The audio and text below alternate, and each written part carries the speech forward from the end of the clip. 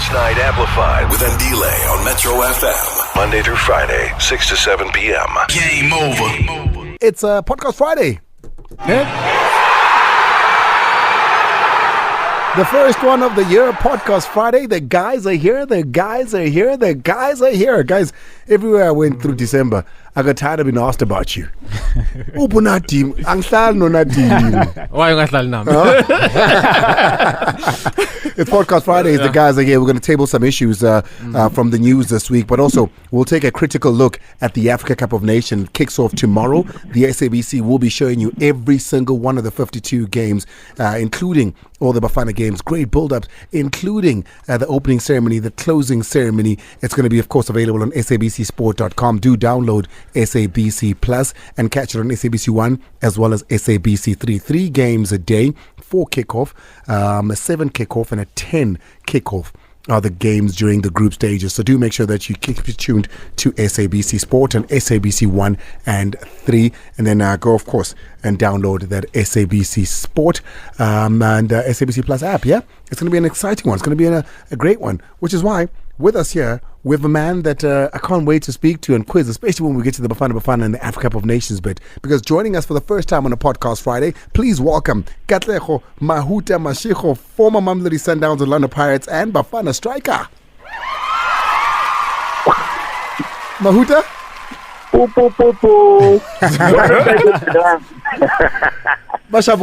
Boy. No, everyone is okay, Andile, and thanks for having me, and I just can't wait to have a chat with you. And it's the dangers of lines. Timmy, we can't have this happen when Mahouta's giving us important things. So we're going to take Mahoota back to Timmy there. He's going to be part of our podcast panel today. On the far left, though, he's a regular here. Biso Snaps, he's also a content curator. So when you see all our stuff on social media, please know that he's the man that is behind it. He's a genius when it comes to just seeing pictures and putting them all together. Biso Snaps. Thank you for the beautiful intro. Thank you so much for the opportunity once again, and welcome to the listeners once again. Hopefully we have an incredible year, and yeah, let's have some football. We're going to have an incredible year. Football conversations coming up. Nadim Lukhele is also with us. He's a favorite of no one. Absolutely no one. I'd be lying. But he's with us all. Nadim, welcome back. Yeah, no, Andile, yeah, it's looking forward to a great show. I mean, there are so many things going on. Africa Cup of Nations is a big one. SABC is showing so many games. I think it's the first time ever since I've been watching football in SABC where they've shown every AFCON game. So people must just tune in there. I can't wait. We're going to get into a little bit of AFCON talk. Yeah. We're going to get into a little bit of Lyle talk as well. You know, I mean, we started the conversation with Hugo Bruce on the 28th of December when we spoke about the Bafana 23-man squad. And then a little bit later on, the Lyle thing then happened. So we'll touch on that a little bit. But the one thing about the Lyle thing that came out strongly for me is what Ian Wright had to say about it. So we'll go to that as well. And then Zola Majavu yesterday, speaking about Swallows, you know, he came down on Swallows and he gave the verdict on what he thinks, or not rather what he thinks, because I mean, his law. He gave his verdict on Swallows. So we'll speak about that as well, what Swallows got. They seem to be very pleased about it. Lurumo Tobejana did come on here to speak about it. So we'll go there. And then, yeah, AFCON is going to take up a bulk of the show. A lot of people saying, hey, Andy, the Sundown striker, hey, I think it's out now. I started the conversation yesterday, but it seems, after that, it was me sending the dogs out. The pack of journalists went out there and broke it, so you can catch it. It's 12 after the hour 6. Let's take a break. When we come back, Mahoota, Biso, as well as Nadim, we get straight into it. Podcast Friday on Sports Night Amplified with Andile on Metro FM. Powered by SABC Sport. Guys, let's start with something that obviously lingered on from last year. Swallows weren't able to make it to 2 of their games. Sundowns was the 1 game. Golden Arrows was the 1 game.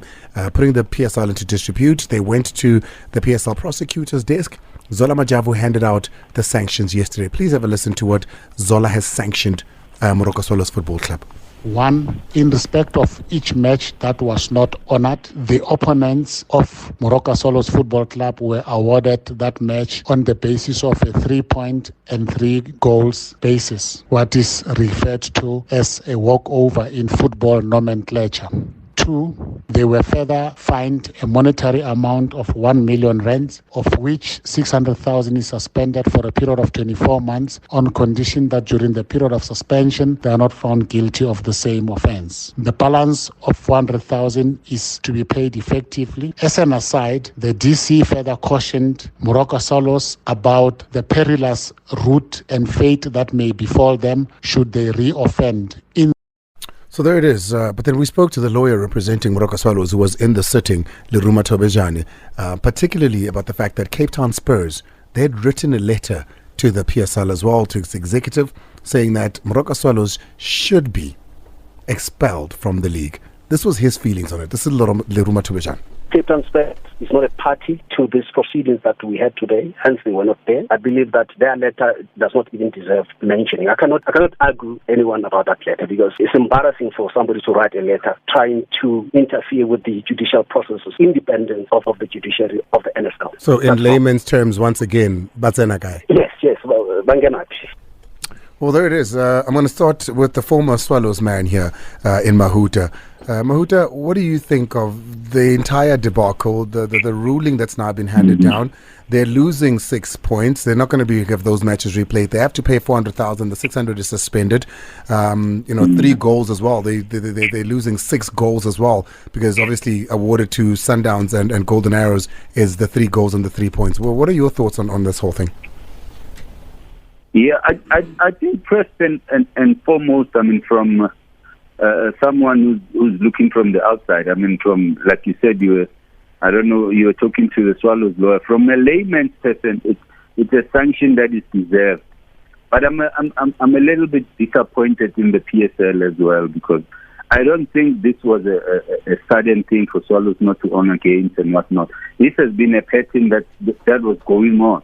I mean, there were stories of players not being paid and players abandoning training and whatnot. I think they should have looked at that much earlier, so that it doesn't come to where it's an embarrassment for the league and for the sponsors and all that, for a team not to pitch in the highest level of professional football in the country. It's just embarrassing.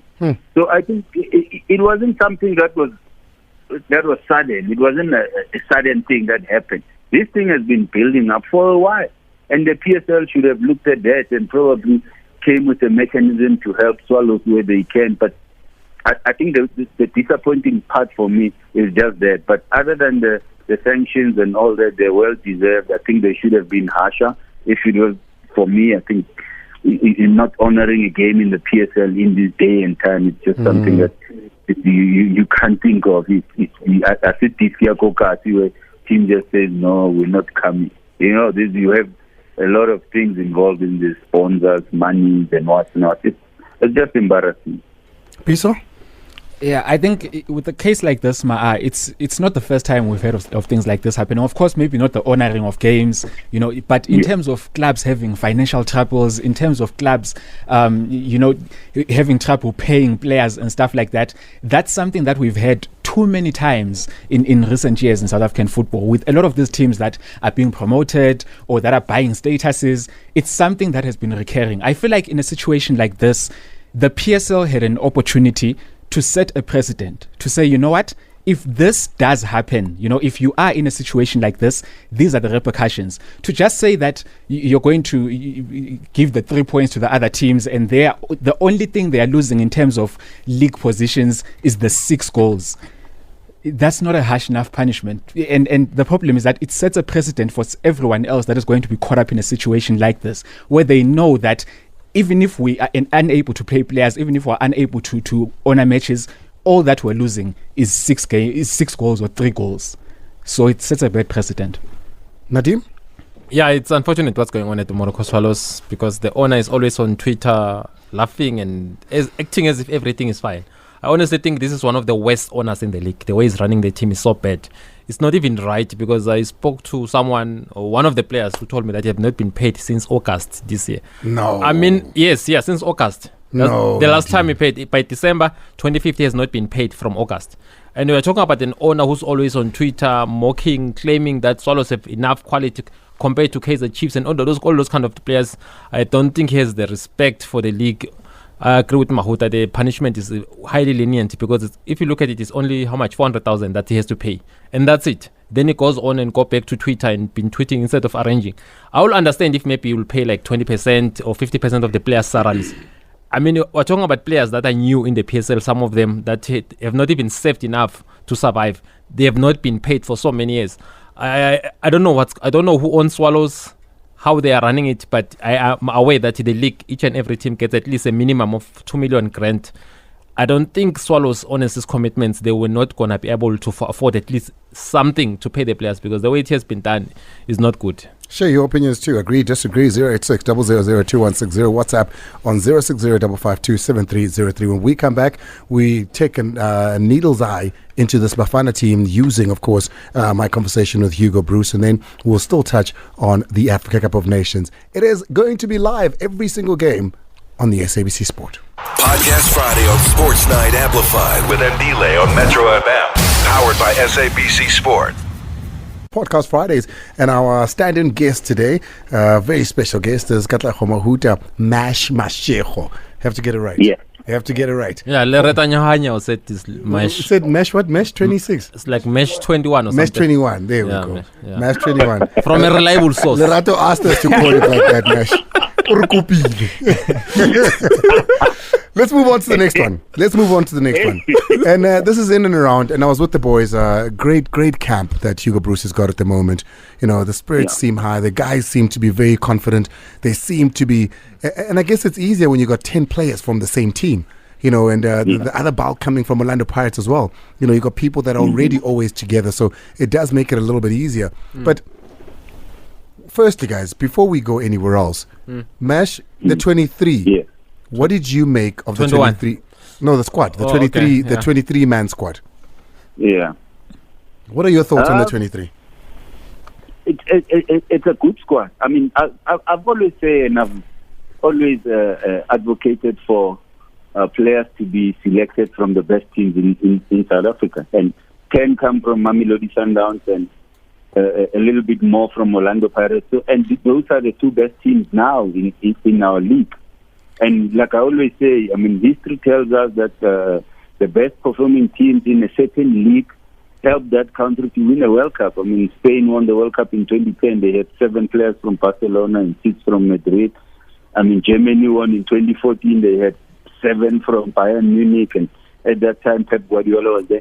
So I think the bulk of the squad is made up of players that have been there, players that understand each other.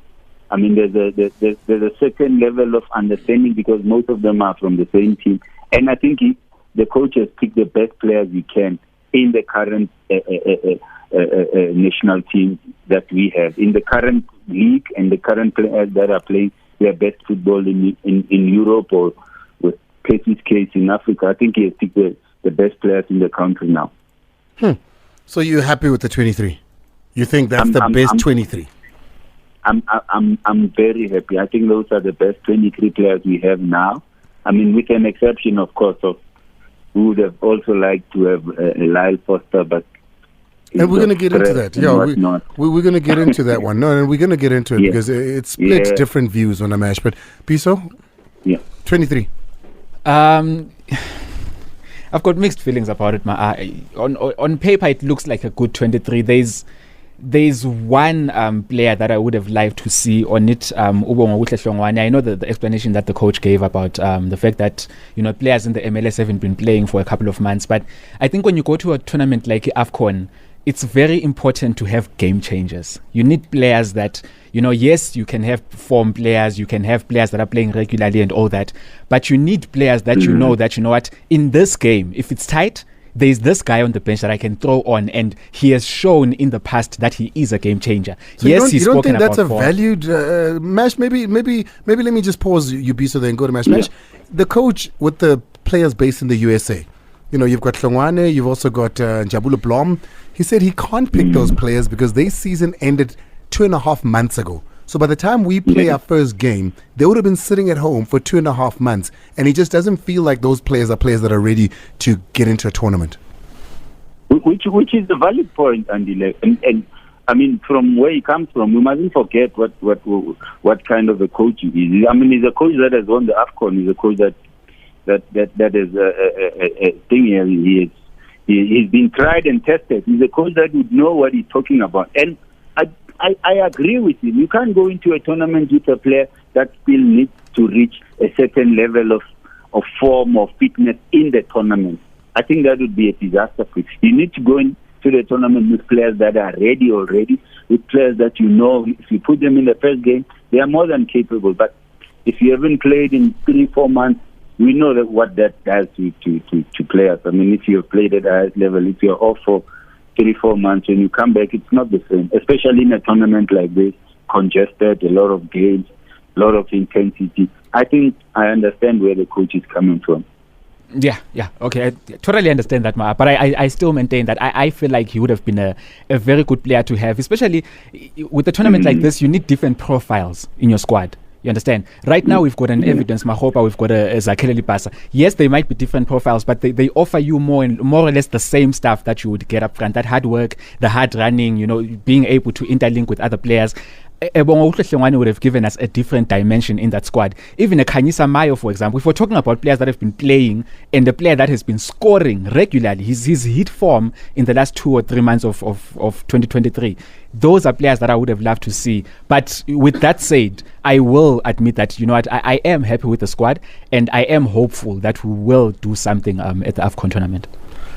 Yeah, Andile. I mean, I was thinking about it. Obviously, it's not a squad that is selected on merit. If you look at it the way it is, it's been composed from loyalty. The coach players that have been selected when he started, like Evidence Mahoota when he was at Moroka, the coach was part of the team. We know that he's not there on merit. If you look at player like Reyners, he's actually in the last 4 months he's been the best player in the PSL. Reyners. Yes, that's why actually even Stellenbosch has been doing so well in terms of form. Sometimes they've not played enough games. Remember they were playing CAF and all those things. But if you look at the league matches, Reyners has been brilliant. If you look at Cape Town City, they're number 2. They don't have enough representation or nothing. I don't think it's a squad that I will say is going to win the AFCON. Remember when he won the AFCON, he had Vincent Abubakar from Cameroon, who was at that time a star playing for FC Porto. The way it is, I can't blame the coach also, because sometimes when you go in, it's a national team. There's no country in the world that selects players based on merit. You select players based on what you know that they can do. This is what they can do. Sometimes in England, people are saying Sterling, why is not in the team? The coach feels that he doesn't need him at that particular time. He feels that in his game plan, he needs certain players. Again, I mean, it's the team that we think can do well, maybe to go out of the group stages, and that's far it can go. You can't blame the coach. It is the best maybe we have since he has taken over, because you can't go to a national team, then suddenly introduce new players that have not been part of your setup. The whole friendly matches, all the setup before the AFCON, you want to go with players like Lepasa who qualified you there and all those kind of things. We understand how Lepasa is there, even though he's not started a Pirates match for the past 3 months, something like that. And then he's in the national team. Evidence Mahoota just came in from Norway. Now he's in the national team. I mean, we've got 2 strikers who have scored more goals like Mabasa and Mayo. They're not even in the team. Why?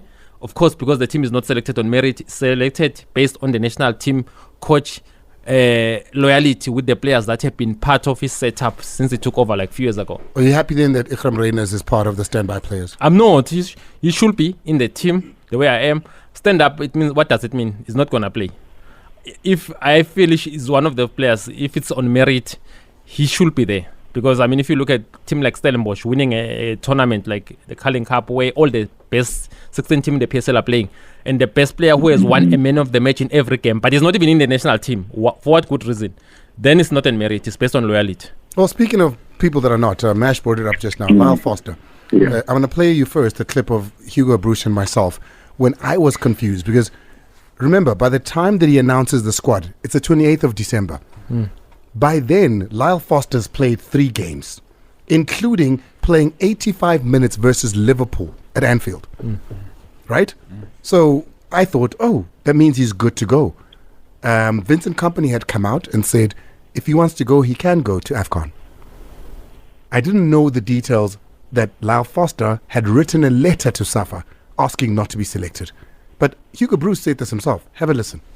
So I was surprised that 2 weeks ago he played one half. And I phoned immediately to company. I said, hey, what's this? I don't understand it. And then he explained me that, he played 45 minutes, but that he wasn't ready, that there was still the danger that he could have the same problems that he had 2 months ago. I said, okay, I will not discuss with you. I will let's discuss the doctors. So our doctor had contact with the doctor in Burnley, and I get a medical report that it was impossible, and I repeat, that it was impossible for Forster to be on AFCON. I was also surprised to see the last weekend that he played again. But again, this is a medical decision. It's not my decision. This is a medical decision. And don't forget that 3 weeks ago, Forster himself wrote a letter to SAFA that he didn't want to assist the AFCON because of mentally problems. That's the story of Lyle Foster. That's not me, that's from the coach, correct? And it's drawn different opinions, and we've got to be sensitive to mental health. And I think in the panel that we have here, we're very sound people that, mental health is not something to be taken lightly. We do understand on that. But here's what Ian Wright, broadcasting in the UK, had to say on the matter. Of course, you've got to always have empathy for somebody who's having mental issues. I think that from the South African fans' point of view, it'd be very disappointing to see that he can't play for South Africa, but they'll watch him while they're playing in the AFCON, playing for Burnley. And I just think that as time goes by, he'll probably realise how important he is to them. At the moment, yes, he's in the bosom of Burnley, and you can see Vincent Kompany talking about how much that he's, they love him and they want him to be there. And why wouldn't you feel comfortable in that situation? But I feel that for South Africa in AFCON, Lebo Matibo from Strasbourg, the other striker's injured. He's the highest goal scorer in the qualifications for South Africa. And I think they need him at this stage. Totally understand what Karen's saying, but if it was me, there's no way I'm going to turn down playing for my country to play for my club. I'd have to say to them, listen, if I can't play for my country, I'm not going to play for my club, simply because of the ramifications as time go by for him. That's how I would deal with it myself. That's not anybody here in South Africa. That's the effects of somebody that's sitting in the UK. That is Ian Wright's view. Yeah. What do you think, Mesh? It's a hard one to take, eh? It's a hard one to take if you really don't have the facts, because I think the thing is we don't really know why not, but we're gonna watch him play while AFCON is playing. That's the one thing that's the hard pill to swallow, I think, for most people. Exactly, but I think in South Africa we tend to undermine playing for the national team, especially in football. Once you go overseas, coming back to South Africa, it feels like you're doing us a favor, or you're doing the country a favor, and stuff like that. I'm not saying there's nothing wrong with Lyle, but I'm just saying if the facts were there and everyone could see and understand why he's not playing, and we will support him by any means, but it's just a weird situation. I wouldn't want to comment because I don't know what's going on. Yeah, I think what it is, Winamesh, is the tone set by the coach. Even when I'm speaking to him, it leaves more questions than answers, because even the coach seems not to be 100% sure of what's going on, because his playing is saying, but he could go back. So does he come, and then if he has issues, then leave camp? There's also the matter, Biso, of the fact that you look at where Burnley are, and you think to yourself, Burnley can't afford to lose Lyle Foster right now. I'm sure. When it comes to mental health, it's a very sensitive issue, right? We have to be very careful about how we tread around it, because so many people are affected by it. The reality of the situation is, do South Africans empathize with Lyle Foster and the situation that he's in and want him to get better? Definitely. I think the difficult part is exactly what you mentioned. The fact that week in, week out, we're watching him play for Burnley. And there was also the question of, okay, maybe AFCON is a lot of pressure. Burnley's in a relegation battle. Every game they play is high pressure. They were playing Liverpool, they've played Aston Villa, they played Everton. He was featuring in all those games. Those are high pressure games. And I saw the clip that the coach was speaking on, and he said that one of the reasons that he was given in terms of the medical report was that he needs 24/7 care at the moment. And it's something that South Africa can't give him. South Africa can't give him. Yeah, because he's still going through sessions. So as he's playing at Burnley right now, he's still undergoing sessions. And if he's in the Ivory Coast, whether Burnley can afford to or don't want to, or Safa can't afford to, they can't send somebody to go sit with him there. So if anything happens to him, he's skipping sessions, he's skipping his the things that he should be doing that he's doing at the moment. That's when they feel there could be an issue. And that side of it is totally understandable for me. You know, the fact that he needs that amount of care. I just think that, you know, with African footballers for a very long time, this is an issue that has existed for a very long time, where people have always felt that African players that are based in Europe are a little bit skeptical of coming home to play an AFCON, to play qualifiers. The time when you will see African players showing up is a World Cup, because that's when it's really important to show up for your national team. There's always been that thing of, you know, that people feel like African players don't really want to play for Africa. You see it also with players that are born in Europe that have African parents. They want to play for the European teams until they realize that, you know what, I might not get selected. A World Cup is coming up. All of a sudden, everyone wants to be Ghanaian, everyone wants to be Cameroonian, everyone wants to be South African. So it's such a sensitive issue, because for such a long time we've seen it recurring. So it's a sensitive one for us. I think Safa, together with Burnley, should have handled the situation better. Yes. I think a video from Lyle saying, hey, I'm wishing Bafana Bafana well. As you know, I have been going through some challenges. Unfortunately, I won't be able to make it, but my heart is there. I'll be supporting the boys in my recovery. As soon as I'm able to, you'll see me there. Definitely. Something that simple. I think so. I'm not putting it on Lyle. I'm just saying the parties handling the situation haven't also done best by it, Nadim. Yeah, you could be right there, but I think it's a simple matter. I don't think it's that complicated, because I see him scoring a beautiful goal against Aston Villa in a high intensity match, playing in front of a 50,000 strong crowd. I mean, there's no pressure. That is any, you know, a Villa Park. That was a good goal. That's another crowd at Villa Park. That's one of the most intense stadiums in England. I honestly think like Lyle Foster doesn't want to play for Bafana Bafana, because you can see him playing. There was a story of Thomas past where he had a problem with Arsenal. They took one of their own medical person, accompanied him, was training with the Ghanaian national team. He was part. I mean, so Burnley should have done that. Should have sent the if he wanted to, he was going to make an effort, because even South Africa has got a world-class medical, it's got world-class doctors. He was going to be assessed here. The fact is, like, Lyle Foster doesn't want to play for Bafana Bafana. And he's not the first player who doesn't want to play for Penny McCarthy, Stephen Pienaar, Quinton Fortune. We've had this. There are players who, I mean, immediately they are called, they just want to be part of the team. But there are players who will choose. I mean, look, this guy is a millionaire. He's a multi-millionaire. He makes 21 million per annum. He just feel like, okay, going to AFCON. If it was a World Cup, maybe the depression was not going to be there. It's the first time where I hear that a player can play for his club, but cannot play for his country. Honestly speaking, if he was not playing for Bend, I will understand. The fact that he can play in one of the toughest leagues in the world, he needs the care of which South Africa can provide that care. That doctor can accompany him. That communication was going to be with Safa. Safa was going to say, we're not going to provide that care. Then we're not going to give you the maximum care at South African Football Association. He wrote, the coach was amazed. That's from the interview you had, where the coach said he received a letter where he said he's not fit, doesn't want to be selected. That's the story here. A player doesn't want to be selected.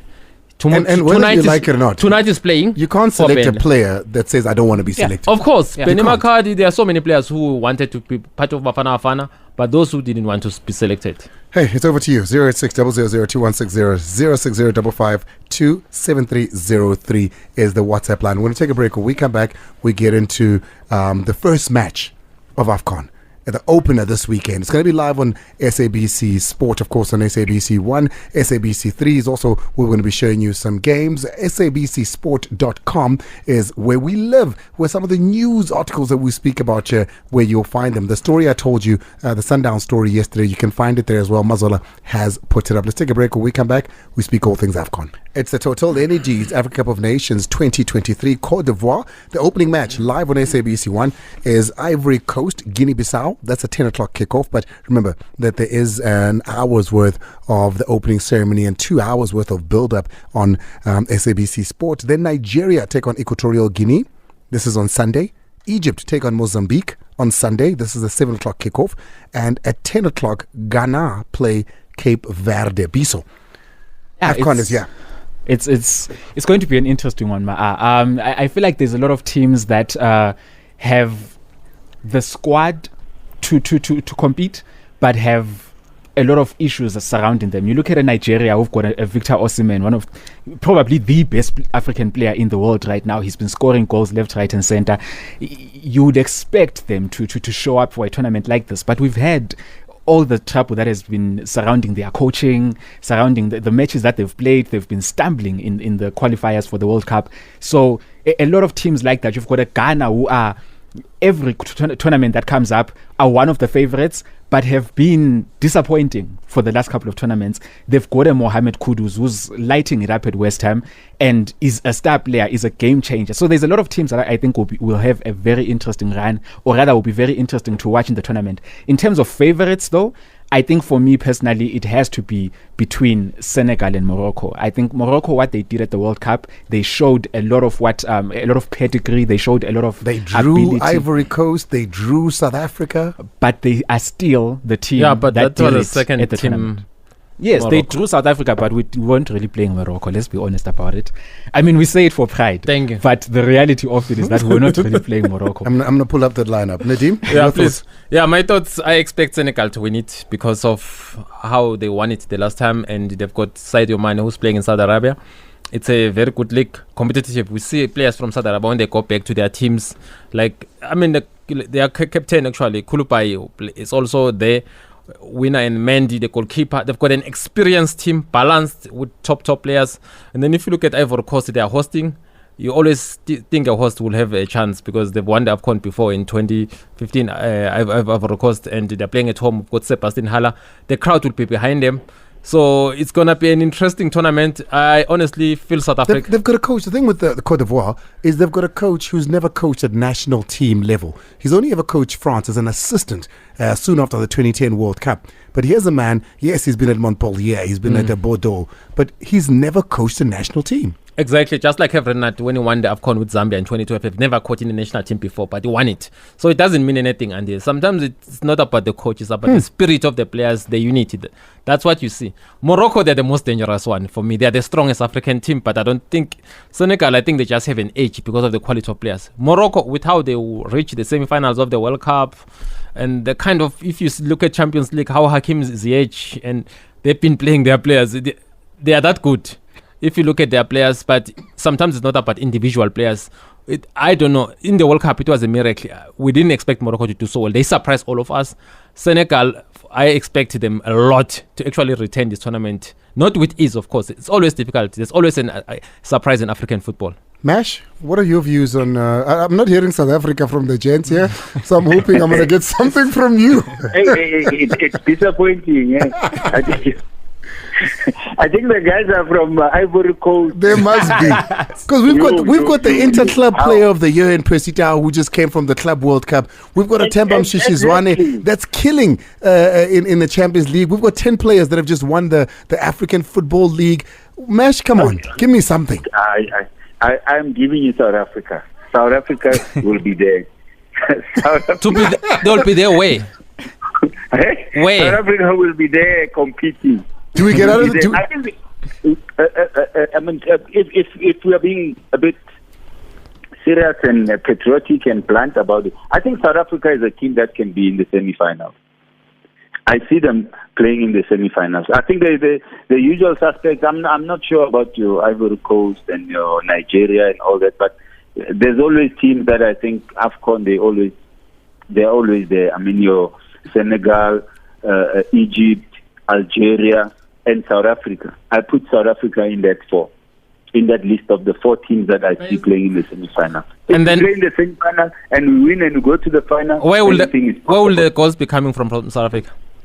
South Africa is a team that doesn't need one player to score. Percy can score. Mshishi is there. Zwane can score. Even from set pieces, you have players. How many goals have South Africa scored in the last 2 matches? How many? Tell us. 0. Including Lesotho. 0.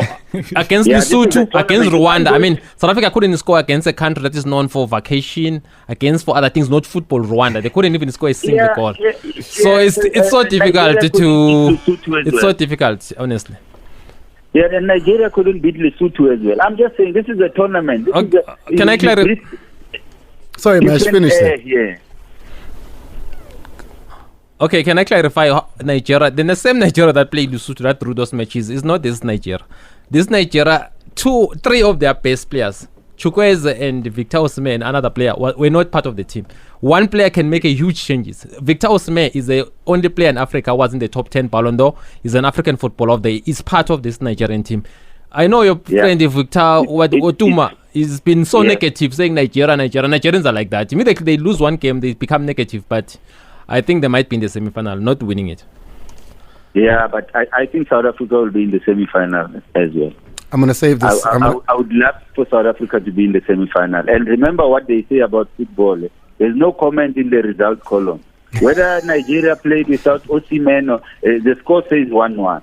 And whether we beat Morocco with players that are not regular, South Africa beat Morocco. Thank you very much. That's Mesh joining us. Please today. Invite him. No. Kill the mics, because we want to hear from you now. Let's start with your voice notes. The calls are buzzing already. I'm not sure we're even going to get through as many as we'd like, but let's start with voice notes quickly. All right, here we go. Call Metro FM now on 0860 002160.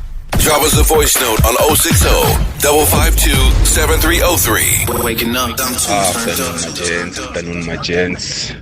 Nadim, when they ask you, what was your favorite how get hamba? And we'll come back, guys. Welcome back. Oh, thank you very much. Appreciate it, man. Thank you so much, Baba. Hi, Hey. Metro FM listeners and Nalabolona Olape Studio.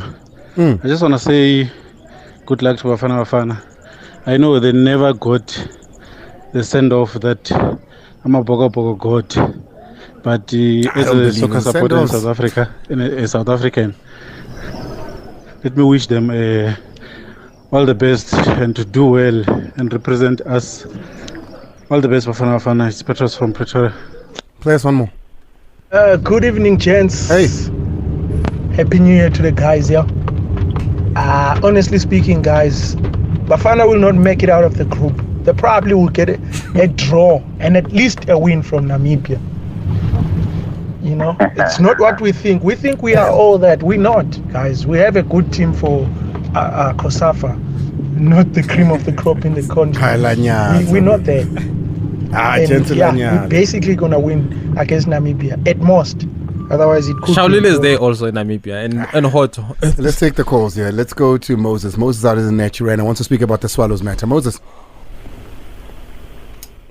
you there? I'm here. Oh, there you are. Talk to me. Good afternoon, gents. Commencement of the new year. A quick one from me. I know the lines are flooding. It's the Swallows issue. You know, I feel that the prosecuting authorities from PSL has been very, very, very lenient towards Swallows. Last I checked before COVID, to organize one match in the PSL, it costs about 400 to 500,000 rand. That's what we're told, yes. Yeah, that's what we are told. And to pay that amount of money, where else you've just messed up so much in such an honorable, respectful league. I feel that they were very lenient towards them. It was embarrassing what they did. They should be punished more than what they did, more than what they got. What about maybe the PSL prosecutor said, let football win. Let's not, if we're punishing them, taking out the league now, we need to change league fixtures. It just throws the whole league array. For this one, let's let the league and football win. Is that good enough?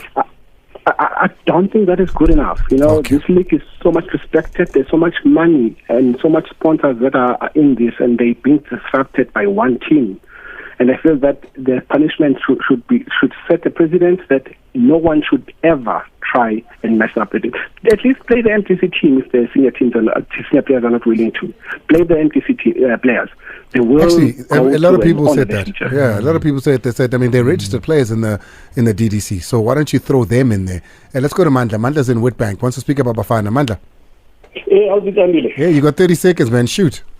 Sharp. Hey, Andile, man. Hey, good luck for Bafana. But I want to comment about something, Andile.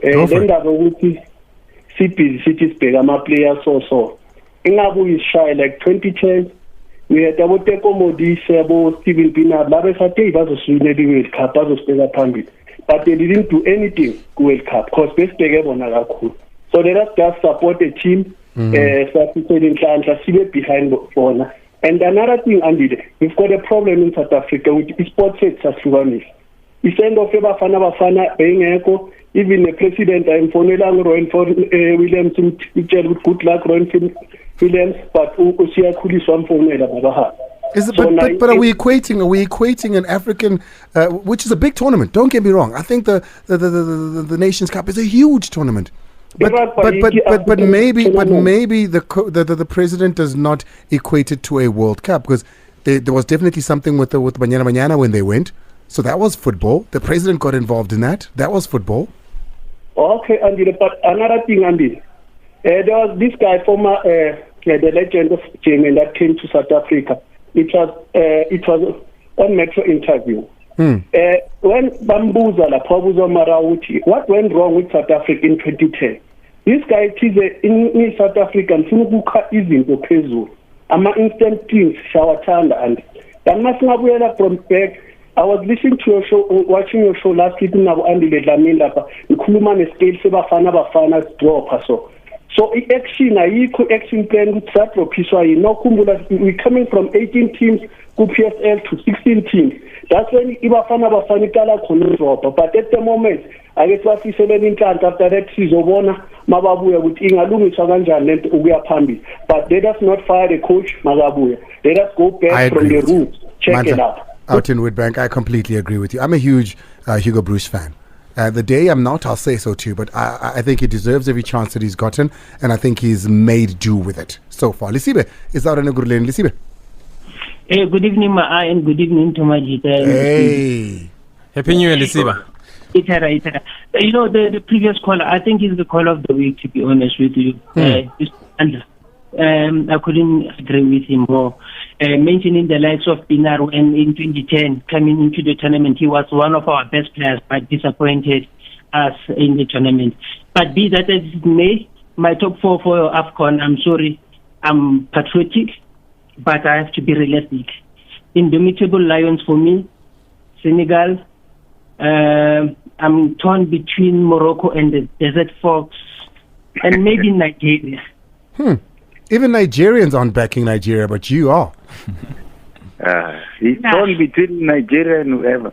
Hey. Instead of saying South Africa. Hey. But you've already said it. Mashio 21. Let's go to David. David, you're the last one.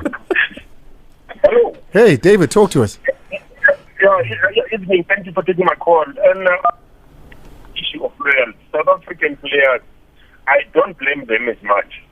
You named them those who did shun Bafana Bafana and so forth. But I want to tell you something. When we talk of being loyal in South Africa, it's a community. It's more of a community problem, right? Because we don't teach our kids a thing of national importance. We are just doing it. I've got two countries, South Africa and DRC, have got similar things. I want to work in Congo. I know how the Congolese don't value their country. And then coming back to the issue of the national court, I think mentioning players like Mahoota and so forth is an insult to players. Let's not undermine them.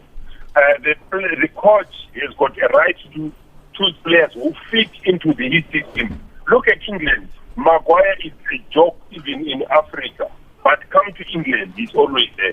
Because why? They know the pivotal role he plays.